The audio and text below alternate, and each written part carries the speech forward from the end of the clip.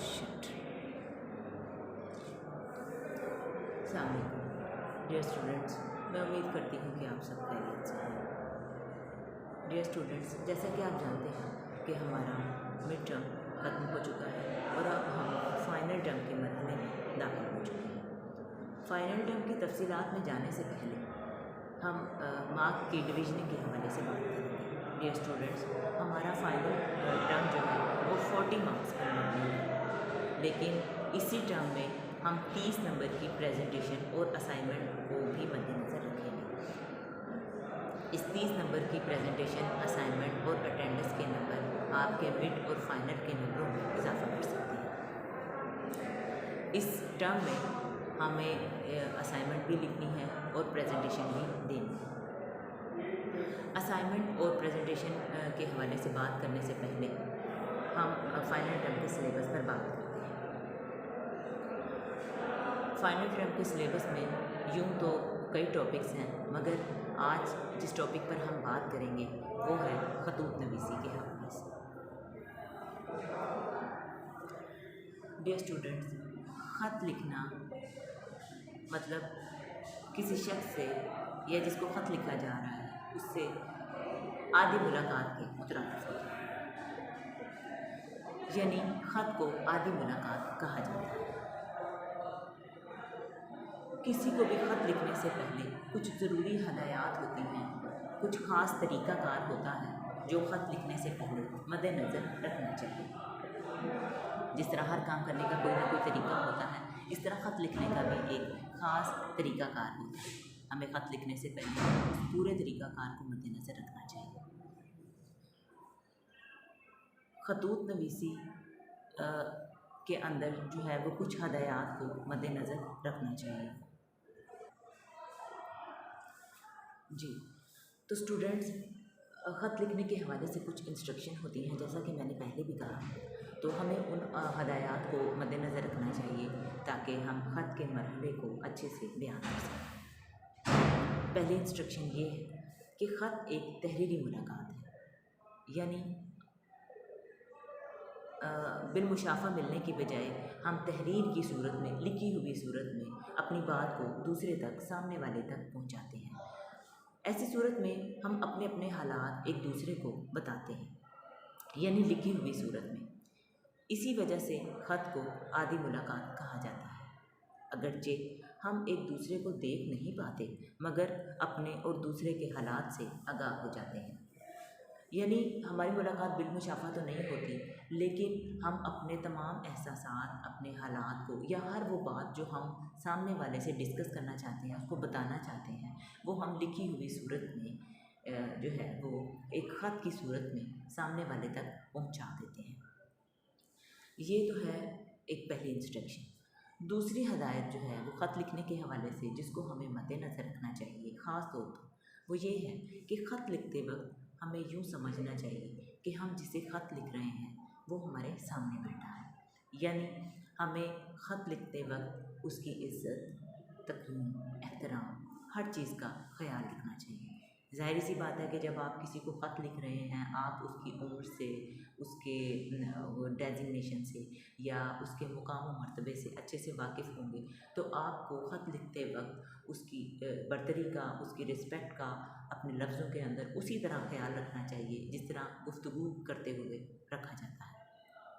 इसलिए आप इमेजिन करें कि आप जिसको ख़त लिख रहे हैं वो आपके सामने तशरीफ़ फरमा है और आपके लफ्ज़ों के अंदर इतनी ही अपनायत महसूस होनी चाहिए जैसे ख़त पढ़ने वाला आपके सामने बैठकर आपसे बात कर रहा है या आपकी बातों को गौर से सुन रहा है।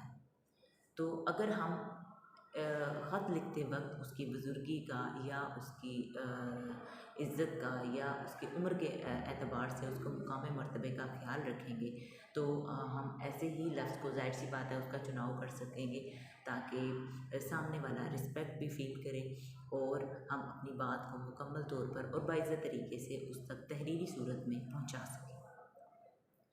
ख़त लिखने के लिए जो तीसरी इंस्ट्रक्शन है वो ये है कि कोशिश करनी चाहिए कि हम ख़त में जो बात भी लिखना चाहते हैं या सामने वाले को यानी जिसे ख़त लिखा जा रहा है उसे जो कुछ भी कहना चाहते हैं, बताना चाहते हैं, उसके लिए हम मुख्तसर अल्फाज का इस्तेमाल करें। ऐसी सूरत में ये होगा कि अगर हम कम से कम अल्फाज या मुख्तसर अल्फाज का चुनाव करते हैं तो उससे ये है कि ख़त जो है वो बेजा तवील नहीं होगा, यानी 3, 4, 5 पेज की भरमार नहीं होगी। हम ख़त जो है वो एक ही पेज में हम उसमें मुकम्मल बात जो है, हम जो भी बात करना चाहते हैं, उसका जो भी मकसद है, हम जिस भी बात से सामने वाले को आगाह करना चाहते हैं, हमें कोशिश करनी चाहिए कि हम ऐसे अल्फाज का और मुख्तसर अल्फाज का इस्तेमाल करें कि कम से कम अल्फाज में हम अपनी पूरी बात जो है वो सामने वाले को पहुँचाएँ।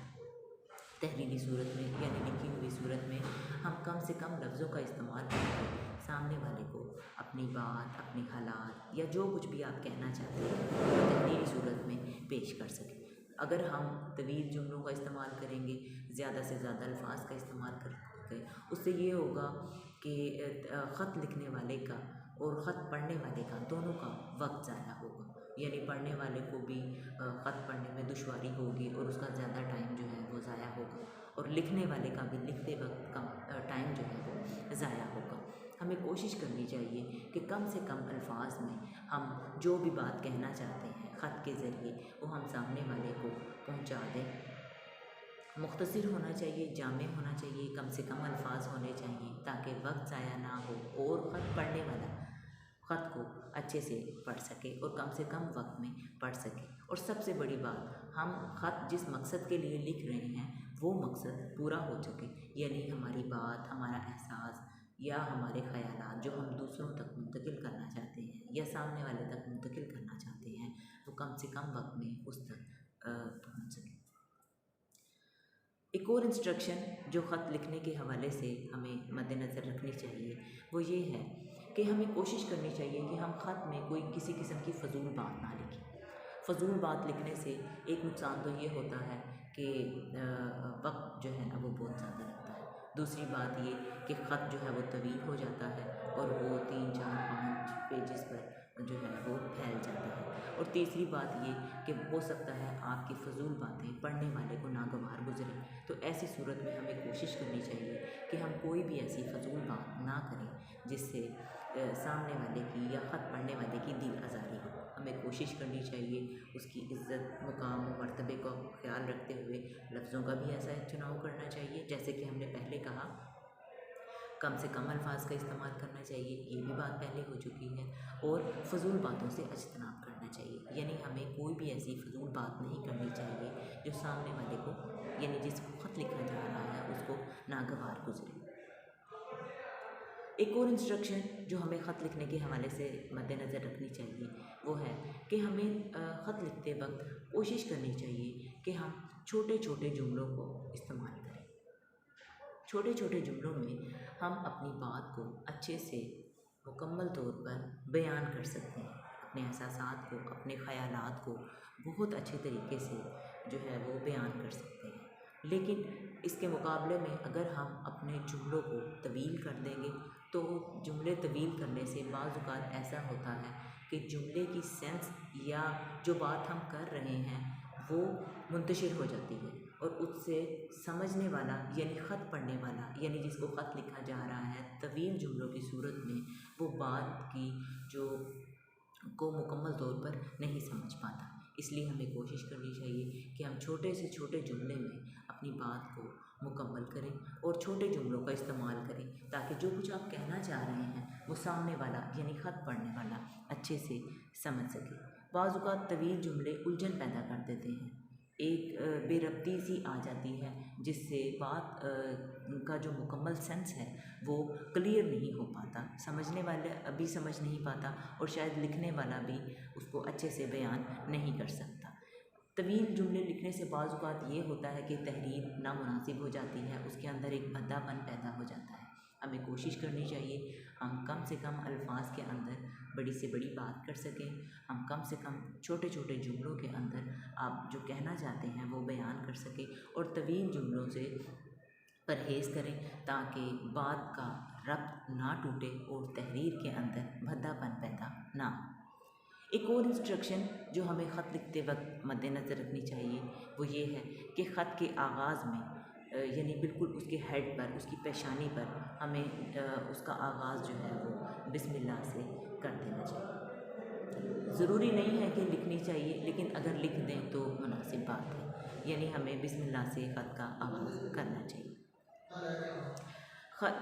एक और इंस्ट्रक्शन जो हमें ख़त के हवाले से मद्देनज़र रखनी चाहिए वो ये है कि ख़त की पेशानी के दाएं तरफ अपना मुख्तसर बताएं ताकि जो है वो ख़त पढ़ने वाले को अंदाज़ा हो जाए कि ये ख़त कहाँ से आ रहा है, उसका मुकम्मल एड्रेस जो है वो उस पर मौजूद होना चाहिए।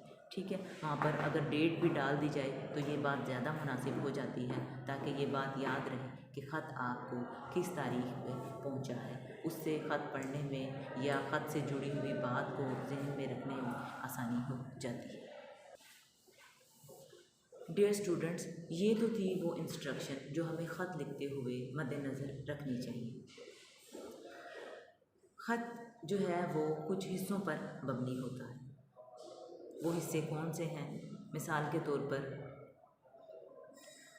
मुकामे रवानगी और तारीख़, यानी ख़त कहाँ से आया है और किस डेट को आया है। ठीक है, फिर ख़त का दूसरा हिस्सा जो है वो उसमें आप मुखातिब किया जाता है, यानी अलकाब से जुड़ा होता है। ख़त का तीसरा हिस्सा जो है उसके अंदर हम आदाब व तस्लीमात का ख़याल रखते हैं, यानी इस्लाम, दुआ वगैरह। और ख़त का चौथा हिस्सा ख़त का मज़मून यानी बॉडी ऑफ़ लेटर, यानी ख़त के अंदर जो पेश किया जा रहा है, ख़त लिखने का जो मकसद है उसकी वज़ाहत की जाती है। 5वें नंबर पर ख़त का इख्तिताम होता है, यानी यहाँ पर भी सलाम दुआ के हवाले से बात होती है, ख़त को मुकम्मल किया जाता है। और उसके बाद जो अगला मरहला आता है उसमें ख़त लिखने वाले का नाम और पता, यानी जहाँ से ख़त आया है वहाँ से उसका एड्रेस, नाम, हर चीज़ जो है वो लिखी जाती है। इसके अलावा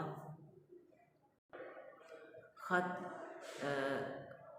जिसको जाना है, यानी जिसको ख़त लिखा गया है उसके बाद उसका एड्रेस लिखा जाता है ताकि ख़त जो है वो मुकर्ररा तारीख़ में मुकर्ररा एड्रेस पर पहुंच जाए अच्छे तरीके से, यानी जिसको हम ख़त लिखना चाहते हैं मुकम्मल उसके एड्रेस पर पहुंच जाए।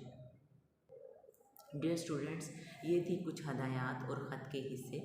अगर हम इन तमाम चीज़ों को मद्देनज़र रखते हैं तो हम ख़त को बेहतर तौर पर मुनासिब तरीके से लिख सकते हैं, और जिन जिन चीज़ों से इज्तनाब करना चाहिए हम उनको अगर मद्देनज़र रखते हैं तो हम ख़त को बाकायदा तरीके पर लिख पाते हैं। डियर स्टूडेंट्स, अब हम कुछ उन खतूत की बात करेंगे जो हमारे सिलेबस में शामिल हैं। 3 से 4 खतूत हमारे सिलेबस में शामिल हैं जिनको मैं मुख्तसरन यहाँ पर बयान करूँगी। वो ये हैं जी। तो डियर स्टूडेंट्स, उनके नाम जो हैं वो ये हैं। सबसे पहले हम बात करेंगे, जैसा कि स्क्रीन पर आप देख रहे हैं, रस्मी खतूत के हवाले से। ये मतलब इनवाइट किया जाता है, इनको दावतनामे भी कहा जाता है। रस्मी खतूत में मिसाल के तौर पर कोई इजलास है, वहाँ पर किसी पर्सन को दावत देनी है ताकि वो उस इजलास में शिरकत कर सके, उस हवाले से जो है वो एक ख़त लिखा जाता है। जैसा कि आप स्क्रीन पर देख रहे हैं कि आपके राइट साइड पर जो है वो कमरा इम्तिहान और डेट यानी तारीख़ लिखी गई है। उसके बाद उसको यानी लक़ब दिया गया है, यानी जनाब मोहतरम वगैरह वगैरह, इस तरह करके आप उन्हें मुखातिब कर सकते हैं। सलाम पेश करने के बाद ख़त के बॉडी ऑफ़ लेटर जो है वो बयान किया गया है ताकि आप उनको उस इजलास में बुलाने की जो है वो दावत दे रहे हैं। ये सब कुछ आपको स्क्रीन पर नज़र आ रहा है। और उसके बाद आखिर में जो है वो अपना एड्रेस वगैरह दिया गया है। तो इसी तरह जो है वो कुछ और खतूत भी हैं। एक नमूने के तौर पर ये ख़त जो है वो आपके सामने स्क्रीन पर मौजूद है। इसके अलावा और भी खतूत हैं। तरीक़ाकार आपने यही रखना है। मज़ीद जो है वो मैं खतूत के नाम ले देती हूँ ताकि आप जो है वो उनको इसी तरीक़ाकार के पेश नज़र जो है वो ज़हन में रख सकें। डियर स्टूडेंट्स, जैसा कि हम रस्मी खतूत की बात कर रहे हैं तो पहले ख़त जिसकी हमने बात की वो तो था इजलास में दावत शिरकत के हवाले से। एक और ख़त जो है वो आपके सिलेबस में शामिल है, वो है शादी की तकरीब में दावत शिरकत के हवाले से। तो इसी तरह आप उस ख़त में भी जो है वो राइट साइड पर डेट का जो है वो डेट लिखेंगे। उसके बाद नमूने के तौर पर आप उस ख़त को भी इसी तरह, जैसा कि आपको पहले मैंने दिखाया है, इस तरह आप शादी में तकरीब के हवाले से आप इनवाइट कर रहे हैं, उसको बयान करेंगे और एंड पर जो है वो आप अपना तारुफ और अपना एड्रेस जो है वो बता देंगे। डियर स्टूडेंट्स, अभी तो हमने रस्मी खतूत के हवाले से बात की और सिलेबस में 2 अदद ख़त कारोबारी खतूत के हवाले से जो है वो शामिल हैं, जिनमें एक ख़त है कुतुब फ़रोश की तरफ से किसी नाशिर को ख़त लिखकर मतबूआत तलब करने के हवाले से, और दूसरा कारोबारी ख़त है इनफरादी ख़रीदार की तरफ से किसी ताजिर कुतुब को ख़त लिखकर पसंदीदा किताबें तलब करने के हवाले से। तो डियर स्टूडेंट्स, आपके फ़ाइनल सिलेबस में खतूत के हवाले से 4 खतूत जो हैं वो शामिल हैं। तो रस्मी खतूत के हवाले से हमने बात की, जिसमें इजलास की तकरीब है और शादी की तकरीब है जिसमें इनवाइट किया गया है। इसके अलावा 2 कारोबारी खतूत जिनका मैंने अभी नाम लिया। तो ये चारों खतूत जो हैं वो आपके सिलेबस में शामिल हैं। पेपर के हवाले से इन्हीं में से क्वेश्चन आएगा और इनका तरीक़ाकार, इनकी इंस्ट्रक्शन और नमूने के तौर पर एक ख़त मैंने आपको स्क्रीन पर दिखाया है। इसी तरीक़ाकार के हवाले से आप बाकी खतूत को अपने तौर पर तैयार कीजिए और पेपर के हवाले से इस क्वेश्चन को जो है वो इसी तरीक़ाकार के थ्रू तैयार कीजिए। आप सबका बहुत शुक्रिया। सामने